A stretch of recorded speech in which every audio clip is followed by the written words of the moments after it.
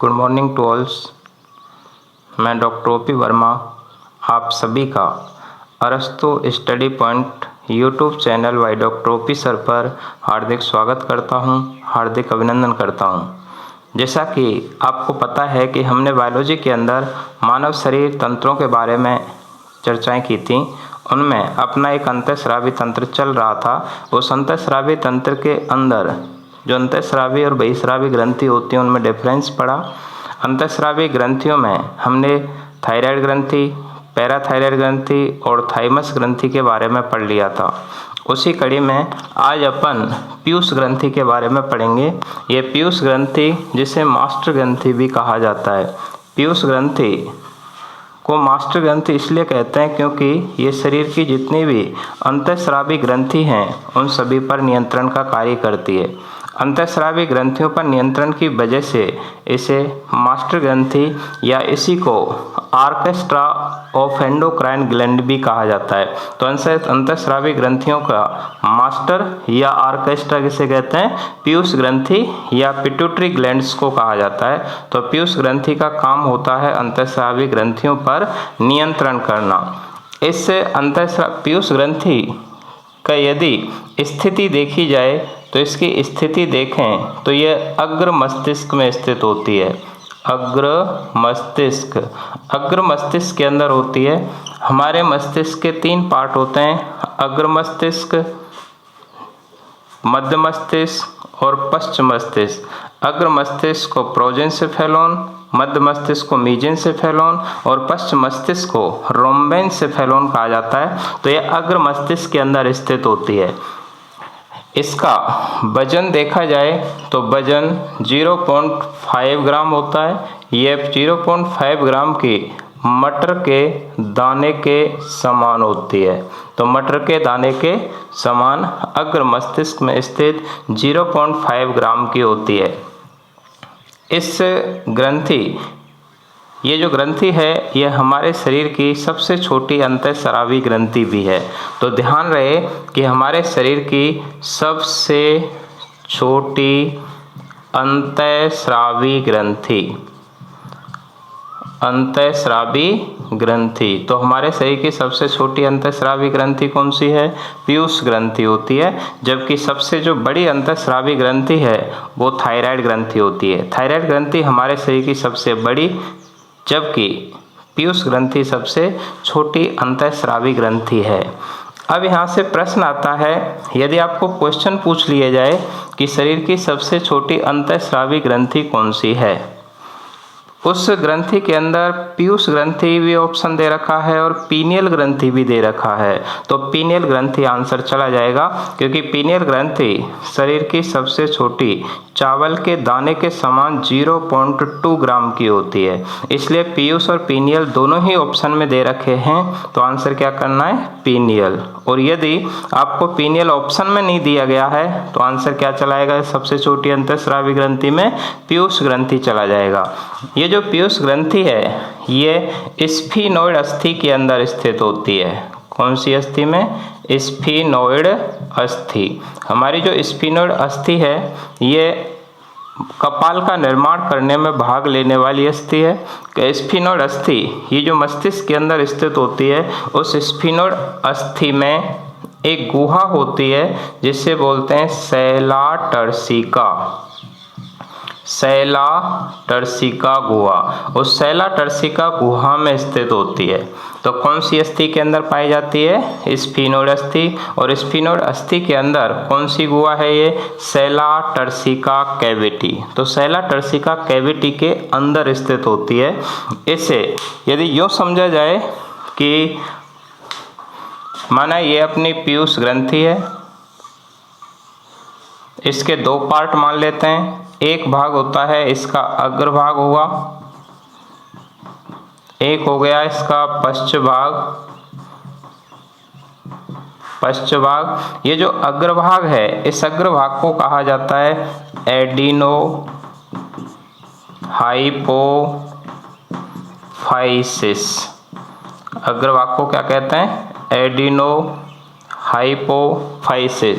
जबकि पीयूष ग्रंथि का जो पश्च भाग होता है उसे बोलते हैं न्यूरो हाइपोफाइसिस, न्यूरो हाइपोफाइसिस। इस पीयूष ग्रंथि से ही हाइपोथैलेमस ग्रंथि जुड़ी हुई होती है। पीयूष ग्रंथि और हाइपोथैलेमस दोनों आपस में जिस संरचना से जुड़े हुए रहते हैं उसे बोलते हैं इन्फंडिब्यूलम। उस संरचना को क्या कहा जाता है? इन्फंडिब्यूलम। तो ये पीयूष ग्रंथि कहाँ पाई जाती है? अग्र मस्तिष्क में स्थित होती है। वजन कितना है? 0.5 ग्राम का मटर के दाने के समान होती है। शरीर की सबसे छोटी अंतःस्रावी ग्रंथि का उदाहरण है। और ये कौन सी अस्थि में होती है? स्फीनोइड अस्थि। और स्फीनोइड अस्थि की कौन सी कैविटी? तो सेला टर्सिका कैविटी के अंदर होती है। पीयूष ग्रंथि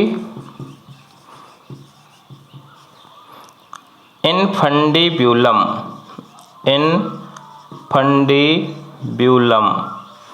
नामक संरचना से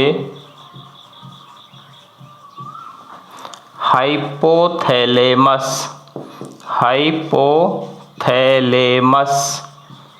ग्रंथि से जुड़ी होती है।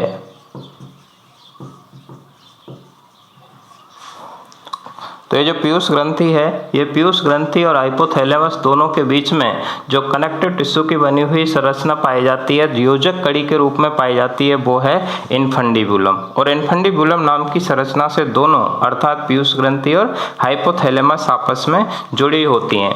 ये जो हाइपोथैलेमस ग्रंथि है, ये हाइपोथैलेमस ग्रंथि को बोलते हैं हमारे शरीर की हेड मास्टर ग्रंथि।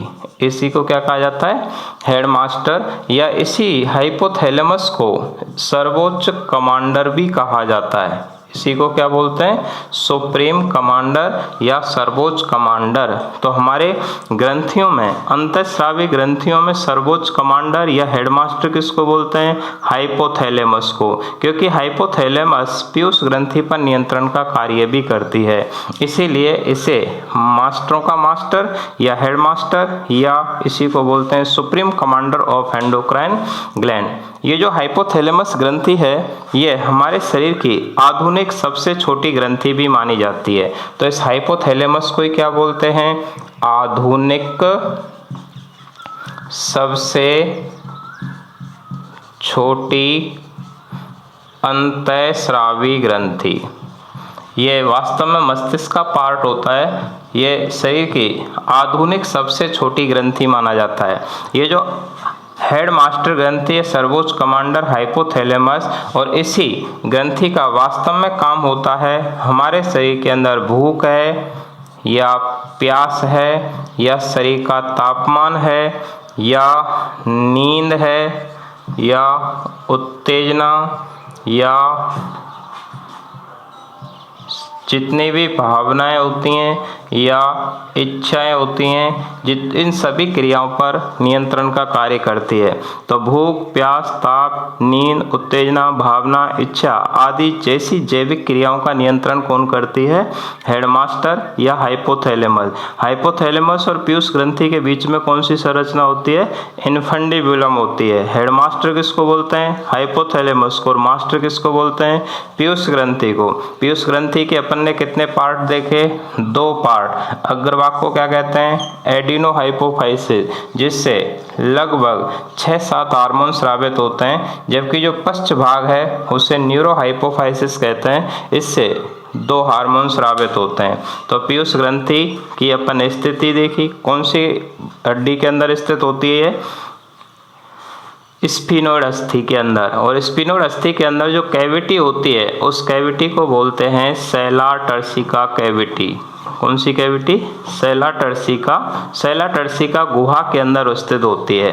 अब देखते हैं कि पीयूष ग्रंथि के अग्रभाग से कौन सा हार्मोन स्रावित होता है? पीयूष ग्रंथि के अग्रभाग के हार्मोन, पीयूष ग्रंथि के अग्रभाग एंटीरियर पार्ट या एंटीरियर लोब्स के जो हार्मोन्स होते हैं वो कौन से हैं? अग्रभाग के हार्मोन, पहला हार्मोन है GH।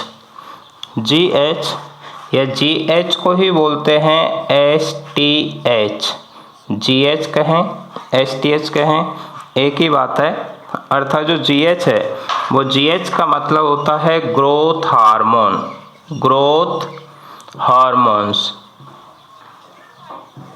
ग्रोथ हार्मोन, ग्रोथ यानी वृद्धि, अर्थात ये वृद्धि से संबंधित होता है। नाम से पता चल रहा है ग्रोथ करवाता है, ये वृद्धि हार्मोन है। ये हमारे शरीर के अंदर कंकाल और पेशियों की वृद्धि को नियंत्रित करता है, कंकाल और पेशियों की वृद्धि को नियंत्रित करने का काम करता है। इसी को बोलते हैं STH। STH का मतलब होता है सोमैटोट्रोपिक हार्मोन, सोमैटोट्रोपिक हार्मोन, सोमैटोट्रोपिक हार्मोन या GH, इन दोनों का कार्य पूछा है तो कार्य एक ही है, अर्थात मेन काम होता है कंकाल व पेशियों की वृद्धि को प्रेरित करना, कंकाल व पेशियों की वृद्धि को प्रेरित करने का काम करता है। यदि इस GH की कमी पूछे तो इसकी कमी से बौनापन हो जाता है, बौनापन हो जाता है, ड्वार्फिज्म हो जाती है, या इसकी कमी की वजह से साइमंड रोग होता है, साइमंड रोग। तो साइमंड रोग या बौनापन, साइमंड के अंदर समय से पहले बुढ़ापे के लक्षण दिखाई देते हैं। इसके अंदर जो सामान्यतः लंबाई है वो कम हो जाती है। यदि लंबाई कम हो जाती है, ऐसे जो बोने होते हैं उन्हें मिजेट भी कहा जाता है। बौनापन जिनकी लंबाई लगभग 2 से लेकर के 2.5 फीट तक होती है, 2.5 फीट लंबाई होती है, ऐसे बोने जो सर्कस में काम करते हैं उन्हें बोलते हैं मिजेट। क्या कहते हैं उन्हें? मिजेट। तो मिजेट का मतलब होता है ग्रोथ हार्मोन की कमी की वजह से जब किसी भी बच्चे की लंबाई लगभग 2 से 2.5 फीट के लगभग रह जाती है तो उन्हें मिजेट कहा जाता है, जो सर्कस के अंदर काम करते हैं। तो ड्वार्फिज्म हो जाती है। साइमंड का अर्थ होता है साइमंड समय से पहले बुढ़ापे के लक्षण दिखाई देना, तो ये कमी की वजह से हुए। अब देखते हैं कि इस हार्मोन की यदि अधिकता हो जाए तो इसकी अधिकता से क्या फर्क पड़ेगा। तो अधिकता से लंबाई में वृद्धि हो जाती है, कम समय में बहुत ज़्यादा वृद्धि होती है, जिससे शरीर दानवाकार हो जाता है, दानवाकार। तो दानवाकार शरीर दिखाई देता है, अर्थात अर्ली एज में ही हाई ग्रोथ हो जाती है। या इसकी अधिकता हो जाती है तो अग्रकायता हो जाती है, अग्रकायता एक्रोमेगेली, जिजेंटिज्म। दानवाकार शरीर का मतलब होता है कम समय में ही लंबाई ज़्यादा हो जाना, और अग्रकायता का मतलब होता है गोरिल्ला समान चेहरा, अर्थात जो चेहरे की जो शेप होती है वो गोरिल्ला के समान दिखाई देती है। गोरिल्ला समान चेहरा इसलिए दिखाई देता है क्योंकि नीचे का जबड़ा जिसे मैंडिबल कहते हैं, वो मैंडिबल की आगे की तरफ वृद्धि ज़्यादा हो जाती है। तो गोरिल्ला समान चेहरा दिखाई देता है। तो कौन से हार्मोन्स की अधिकता हो गई है? GH की कमी हो जाती है। तो कमी से क्या होता है? बौनापन और साइमंड रोग। इस STH या GH का कार्य क्या है? कंकाल और पेशियों की वृद्धि को प्रेरित करना। इस ग्रोथ हार्मोन कहाँ से स्रावित होता है? पीयूष ग्रंथि के अग्रभाग से। पीयूष ग्रंथि का जो अग्रभाग है उसे किस नाम से जानते हैं? तो उसे एडिनोहाइपोफाइसिस। जो पश्च भाग होता है उसे कहते हैं न्यूरोहाइपोफाइसिस कहते हैं। तो ये अपन ने पीयूष ग्रंथि के अग्रभाग से स्रावित होने वाले हार्मोन देखा। पहला हार्मोन है GH। दूसरा हार्मोन देखते हैं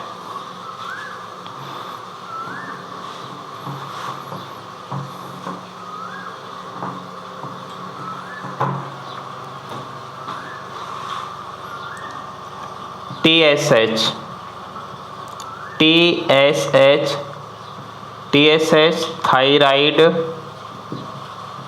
stimulating hormone. Thyroid stimulating hormone यानी ये थायराइड ग्रंथि को प्रेरित या उत्तेजित करने का कार्य करता है। थायराइड ग्रंथि से जब थायरोक्सिन हार्मोन स्रावित होता है तो थायरोक्सिन हार्मोन सीक्रेशन की क्रिया को प्रेरित करता है। तो इसका काम क्या हो गया, थायराइड ग्रंथि को थायरोक्सिन सीक्रेशन के लिए प्रेरित करना। थायराइड ग्रंथि से जब थायरोक्सिन हार्मोन स्रावित होता है तो थायरोक्सिन हार्मोन, जिसे अपन ने टेट्रा आयोडो थायरोग्लोबुलिन्स भी लिखा था, तो ये कौन सी ग्रंथि को प्रेरित करेगा, थायराइड ग्रंथि को। थायराइड ग्रंथि को प्रेरित करता है। नेक्स्ट हार्मोन है प्रोलैक्टिन। प्रोलैक्टिन हार्मोन का काम होता है स्तन ग्रंथि मेमरी ग्लैंड्स में दूध निर्माण की क्रिया को प्रेरित करना। दूध निर्माण की क्रिया को प्रेरित करना, तो दूध निर्माण की क्रिया को प्रेरित करने का काम करता है। ध्यान रहे कि स्तन ग्रंथियों के अंदर दूध निर्माण का प्रेरण करवाता है प्रोलैक्टिन, जबकि निष्कासन करवाने का काम करता है ऑक्सीटोसिन। तो ऑक्सीटोसिन का काम होता है दूध निष्कासन को प्रेरित करना, जबकि निर्माण की क्रिया को प्रेरित कौन करवाता है, प्रोलैक्टिन हार्मोन करवाता है। आगे देखते हैं तो नेक्स्ट हार्मोन आता है ACTH एडिनो कोर्टिकोट्रोपिक हार्मोन। एडिनोकोर्टिकोट्रोपिक हार्मोन, इसके नाम से ही पता चल रहा है कि ये जो एड्रीनल ग्रंथि है, एडिनो मतलब एड्रीनल ग्रंथि, तो एड्रीनल ग्रंथि के कॉर्टेक्स भाग पर कार्य करता है। कॉर्टेक्स, क्योंकि एड्रीनल ग्रंथि के दो पार्ट होते हैं, एक एड्रीनल कॉर्टेक्स और एक एड्रीनल मेडुला। कॉर्टेक्स भाग से अलग हार्मोन स्रावित होते हैं, मेडुला भाग से अलग हार्मोन स्रावित होते हैं। तो एड्रीनल ग्रंथि के कॉर्टेक्स भाग को प्रेरित करने का काम करता है ACTH। एड्रीनल कॉर्टेक्स जब प्रेरित होता है तब उससे मिनरलोकॉर्टिकॉइड्स, ग्लूकोकॉर्टिकॉइड्स और लिंग हार्मोन स्रावित होते हैं। उनके हार्मोन्स के सीक्रेशन की क्रिया को प्रेरित करता है ACTH। नेक्स्ट हार्मोन है MSH। पूरा नाम होता है मेलानोसाइट स्टिमुलेटिंग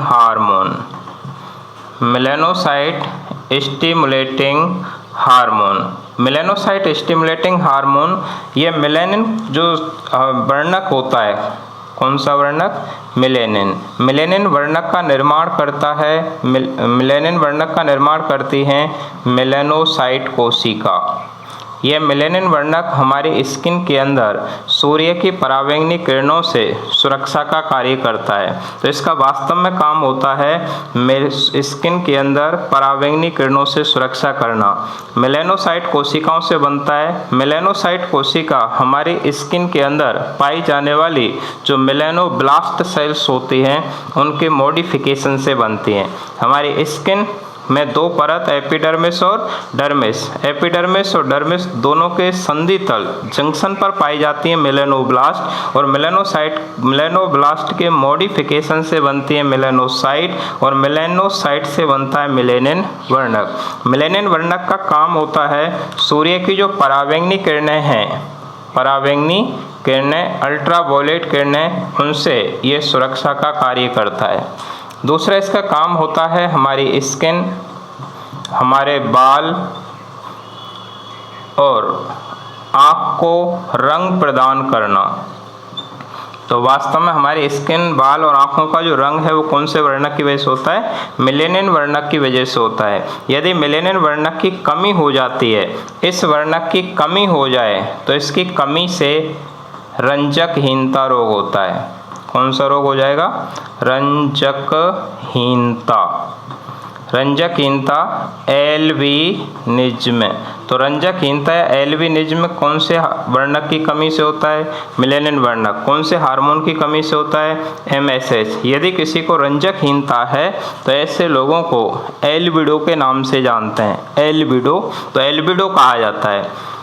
तो अपन ने देखा TSH, प्रोलैक्टिन, ACTH और MSH। MSH melanocyte stimulating hormones के नाम से जानते हैं इसको। नेक्स्ट हार्मोन आता है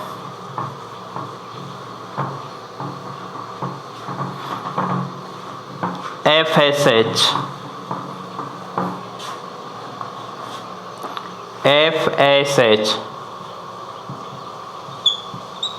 FSH पूरा नाम होता है फॉलिक्यूलर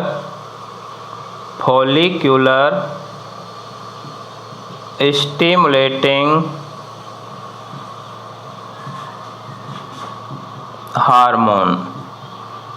फॉलिक्यूलर स्टिमुलेटिंग हार्मोन। इस फॉलिक्यूलर स्टिमुलेटिंग हार्मोन का पहला ही काम होता है अंडाशय के अंदर। अंडाशय में जो पुट्टिकाएं होती हैं, पुट्टिका या फॉलिकल्स होते हैं, की वृद्धि को प्रेरित करना। ओवेरी के अंदर, अंडाशय के अंदर जो फॉलिकल्स होते हैं उनकी वृद्धि को प्रेरित करता है। दूसरा इसका काम होता है मादा के अंदर। मादा में एस्ट्रोजन हार्मोन सीक्रेशन की क्रिया को प्रेरित करना। तो पहला काम है अंडाशय में जो फॉलिकल्स होते हैं उनकी वृद्धि को प्रेरित करता है। दूसरा है मादा के अंदर जो एस्ट्रोजन हार्मोन्स होते हैं उनके सीक्रेशन की क्रिया को प्रेरित करता है। तीसरा इसका काम होता है नर में शुक्र जनन स्पर्मेटोजेनेसिस, शुक्र जनन की क्रिया को प्रेरित करना। तो इसके मेन 3 काम होते हैं। नर के अंदर शुक्र जनन करवाता है स्पर्मेटोजेनेसिस, यानी शुक्राणु के निर्माण की जो क्रिया होती है उसे बोलते हैं स्पर्मेटोजेनेसिस, शुक्र जनन की क्रिया। शुक्र जनन की क्रिया को प्रेरित करता है। एस्ट्रोजन हार्मोन सीक्रेशन की क्रिया को प्रेरित करता है, क्योंकि एस्ट्रोजन जो हार्मोन्स है ये अंडाशय की थीका इंटरना परत से स्रावित होता है। अंडाशय के अंदर 2 परत होती हैं, एक को थीका इंटरना, एक को थीका एक्सटर्ना कहा जाता है। जो थीका इंटरना परत है उससे एस्ट्रोजन हार्मोन सीक्रेट होता है, उसकी सीक्रेशन की क्रिया को प्रेरित करवाता है FSH। दूसरा हार्मोन है LH ल्यूटिनाइजिंग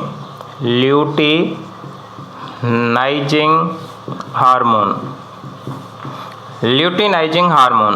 ये जो ल्यूटिनाइजिंग हार्मोन है इसका काम होता है नर में जो लैडिंग सेल्स होती हैं, लैडिंग सेल जिन्हें अंतराली सेल या इंटरस्टिशियल सेल्स भी कहते हैं, लैडिंग सेल्स से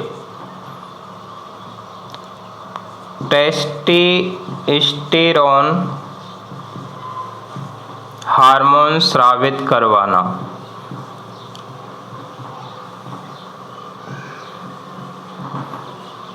नर के अंदर जो लैडिंग सेल्स टेस्टिज में पाई जाती हैं, उस टेस्टिज में पाई जाने वाली लैडिंग सेल से टेस्टोस्टेरोन हार्मोन सीक्रेट करवाना। ये जो टेस्टोस्टेरोन हार्मोन है इसी को एंड्रोजन हार्मोन भी कहा जाता है। इसी को क्या बोलते हैं? Androgen hormone. तो एंड्रोजन हार्मोन कौन सी सेल से स्रावित होता है? लैडिंग सेल से स्रावित होता है। ये जो लैडिंग सेल से स्रावित होता है, ये क्वेश्चन ये रीट के एग्जाम में आया हुआ भी है लेवल 2 के अंदर। लास्ट बार पूछा भी गया था कि टेस्टोस्टेरोन हार्मोन कौन सी सेल से सीक्रेट होता है। तो टेस्टोस्टेरोन हार्मोन कौन सी सेल से सीक्रेट होता है? लैडिंग सेल से सीक्रेट होता है।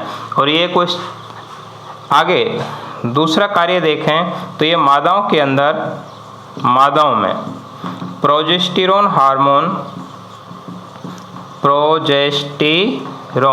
प्रोजेस्टेरोन हार्मोन सीक्रेशन को प्रेरित करता है। हार्मोन सीक्रेशन को प्रेरित करता है।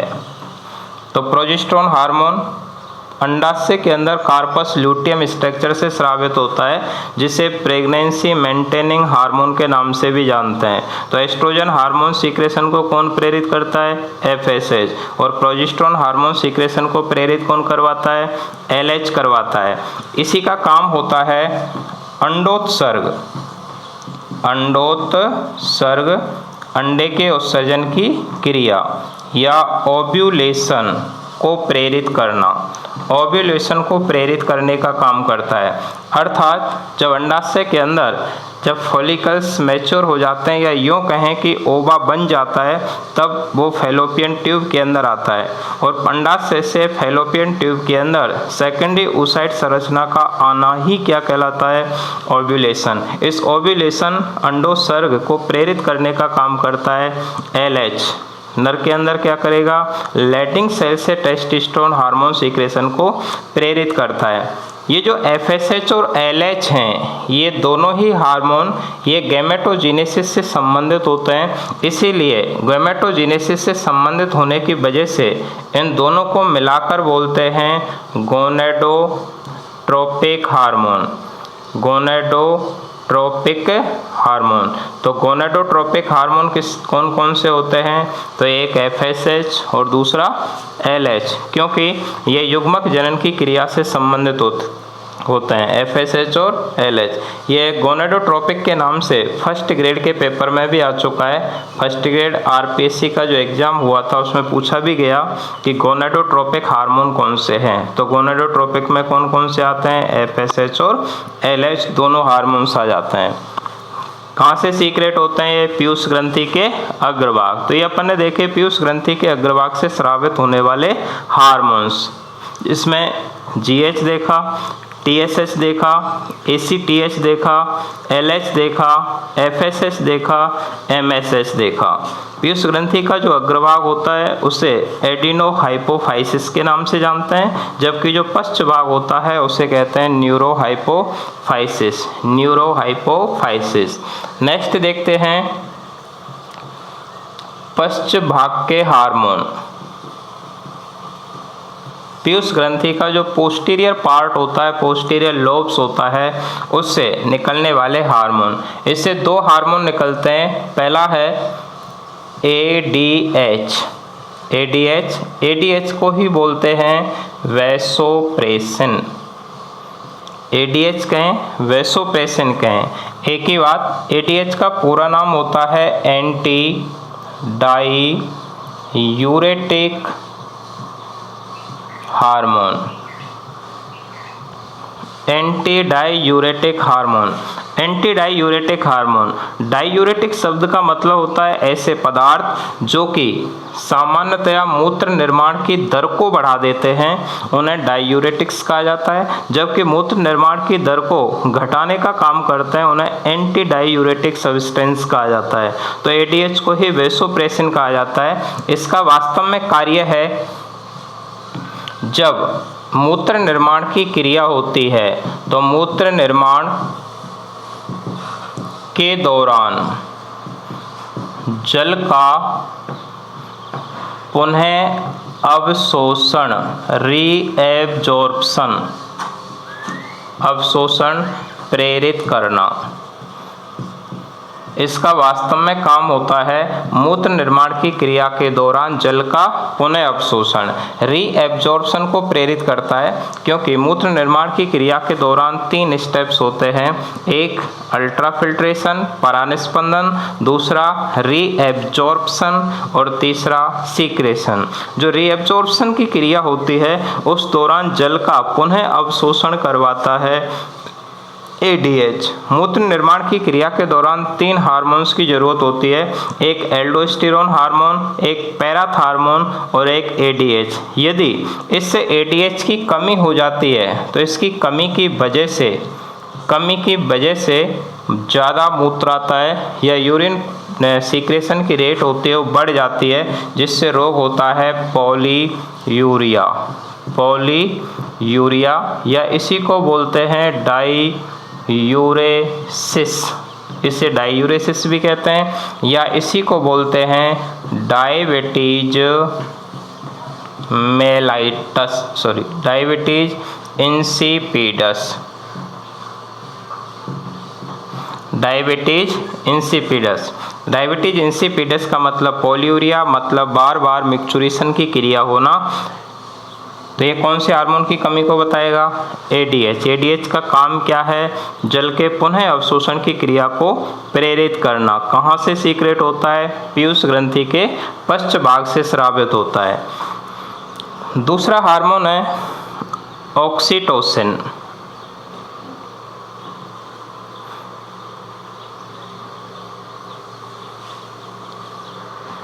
ऑक्सीटोसिन हार्मोन,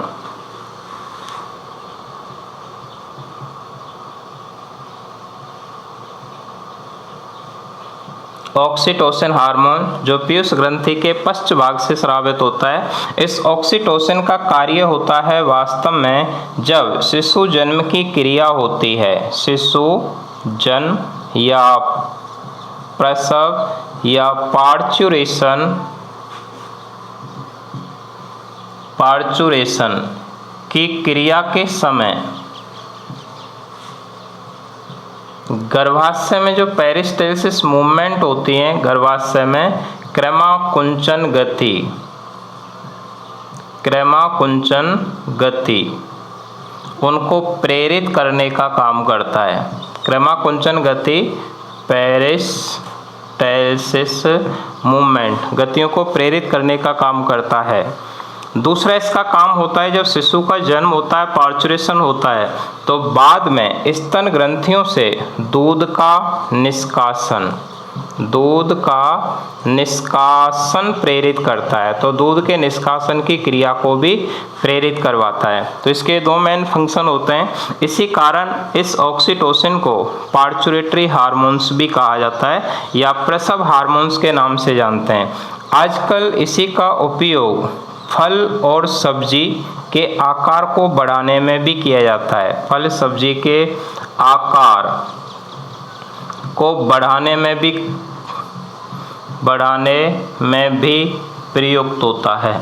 तो ये इसका यूज किया जा रहा है। या फिर जानवरों से दूध निष्कासन को प्रेरित करने के लिए भी इसका यूज करते हैं। तो ऑक्सीटोसिन पीयूष ग्रंथि के पश्च भाग से स्रावित होता है। ऑक्सीटोसिन प्रसव क्रिया के समय गर्भाशय के अंदर जो क्रैमाकुंचन गति होती है उनको प्रेरित करवाता है, दूध के निष्कासन की क्रिया को प्रेरित करता है और फल सब्जियों के आकार को बढ़ाने में भी काम आता है। तो ये अपन ने पीयूष ग्रंथि देखी। पीयूष ग्रंथि अग्र मस्तिष्क के अंदर स्थित होती है। पीयूष ग्रंथि से के अग्रभाग और पश्च भाग दोनों से ही अलग अलग हार्मोन स्रावित होते हैं। पीयूष ग्रंथि मटर के दाने के समान स्फीनोइड अस्थि में स्थित होती है। शरीर की दूसरी सभी अंतःस्रावी ग्रंथियों पर नियंत्रण करती है। इसी कारण इसे मास्टर ग्रंथि या अंतःस्रावी ग्रंथियों का सुप्रीम कमांडर भी कहा जाता है। नेक्स्ट ग्रंथि आती है पीनियल ग्रंथि। तो नेक्स्ट ग्रंथि देखें पीनियल